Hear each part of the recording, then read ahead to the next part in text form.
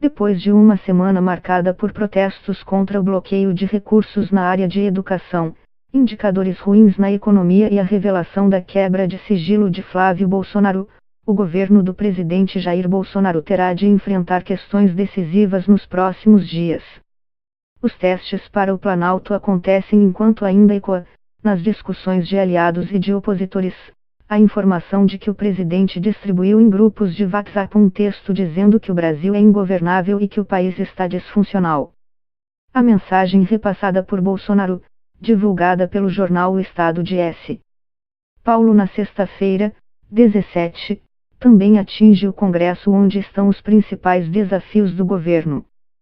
Se não negocia com o Congresso, é amador e não sabe fazer política.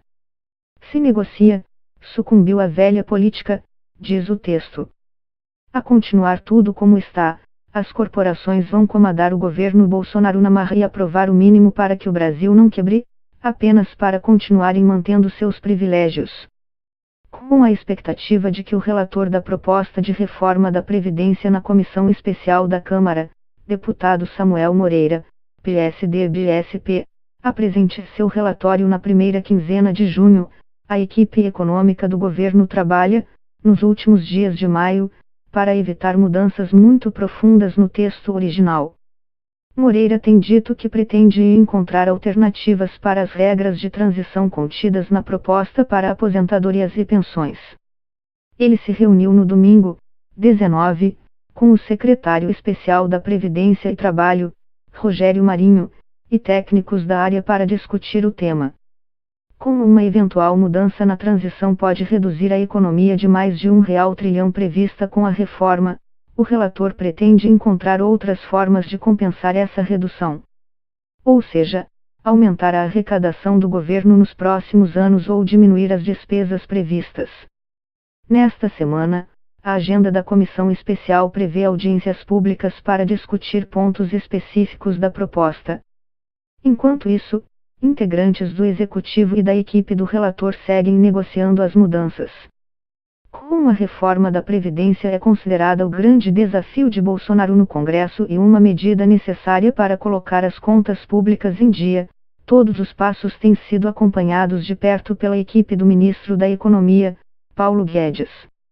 Há um grande receio de que problemas na relação de Bolsonaro com o Congresso afetem a disposição dos parlamentares de votar um tema tão impopular quanto a proposta que torna mais rígidas as regras de aposentadoria e pensão. A nova Previdência é a porta de entrada para o progresso do Brasil. É com sua aprovação que se viabilizam diversas outras ações econômicas benéficas para o país, como a reforma tributária, que pretendemos apresentar logo após, compreendendo ser um desejo urgente dos brasileiros, escreveu. Bem antes de a reforma da Previdência eventualmente chegar ao plenário da Câmara, os deputados já têm em mãos outras medidas importantes para o Executivo, o que desafia o governo Bolsonaro a organizar sua base de apoio no Congresso. Só nesta semana, a Câmara tem 8 medidas provisórias para analisar. A mais polêmica delas é a MP 870, que reorganiza a estrutura do governo e que diminuiu de 29 para 22 a quantidade de ministérios.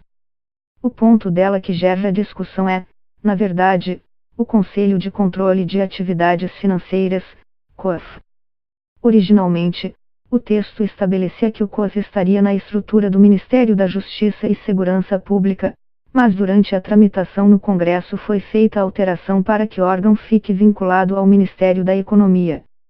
Essa mudança foi uma reação de parlamentares que avaliam que o ex-juiz Sérgio Moro, ministro da Justiça, teria ganhado poder excessivo com as alterações na esplanada feitas por Bolsonaro.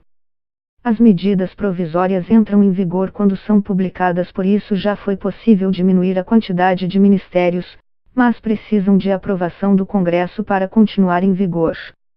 Essa MP, por exemplo, perde a validade no início de junho e precisa ser aprovada tanto pelos deputados quanto pelos senadores nas próximas 2 semanas para não caducar. Entre as MPs a serem analisadas pela Câmara também está a que autoriza até 100% de capital estrangeiro em companhias aéreas com sede no Brasil, que perde a vigência já em 27 de maio, e ainda a herança do governo Michel Temer, mas considerada importante pela atual equipe econômica. Tradicionalmente, os parlamentares usam as votações para dar recados ao governo. Muitas vezes podem derrubar uma proposta ou emperrar a votação para dar sinais de insatisfação com o Palácio do Planalto. No Congresso, o governo também corre o risco de ver o decreto que flexibiliza o porte de armas no Brasil ser suspenso.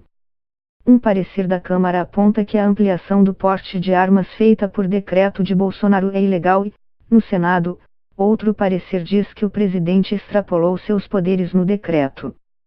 A convocação de apoiadores de Bolsonaro para atos em defesa do governo no próximo domingo, 26, também deixa dúvidas sobre os possíveis efeitos dessas manifestações, além de uma apreensão em relação ao tamanho da adesão e do tom das mensagens que serão transmitidas nas ruas.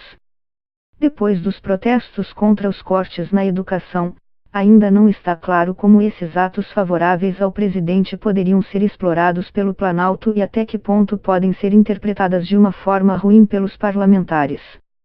O que torna o cenário mais delicado no que diz respeito à relação com outros políticos é exatamente a mensagem repassada pelo próprio presidente na semana passada, que diz que os interesses de corporações estão por trás do que acontece no país e que afirma que o Brasil nunca foi governado de acordo com o interesse dos eleitores.